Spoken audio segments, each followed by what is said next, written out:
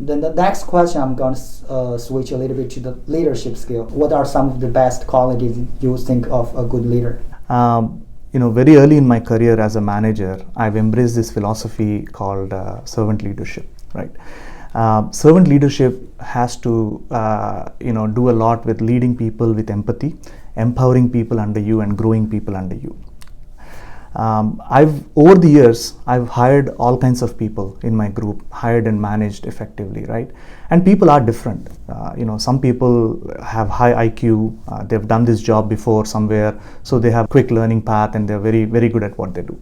Some people, have low IQ, but they make up for it with hard work and grit, right? So people are different, and it is the role of a leader to understand the nuances of differences in the personalities of people that report to you, and creating opportunities that are suited to them, right? And one thing consistently I've seen over the years of everybody I've seen, right? People want to do well, right? People, they don't come work for companies just to spend time or make money. They want to create a bigger purpose for themselves when they're working, and it is the job of the leader to get them to realize that bigger purpose at work, right? Enable them opportunities, show them a vision, show them purpose, and make them believe that this is the best place and this is the best job for them at this time of their life.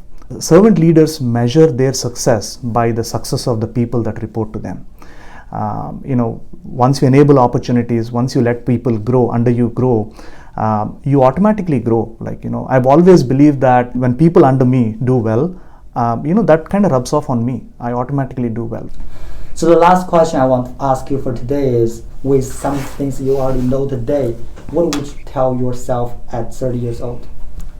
If I can go back in time and talk to my 30-year-old self, I would tell him to be more assured, more confident in my own ability, and be more calibrated in what I know versus what I don't know.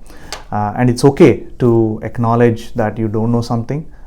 You're not expected to know everything, and there was a time where I used to feel, I have an advanced degree, maybe I'm supposed to know this, right? I've seen people who openly acknowledge that, and it's good. I think having that clarity is good. Be patient. I had this high energy, I had this fire, and I wanted to try different things, and I was not sure what would be the right career path for me at that time, right?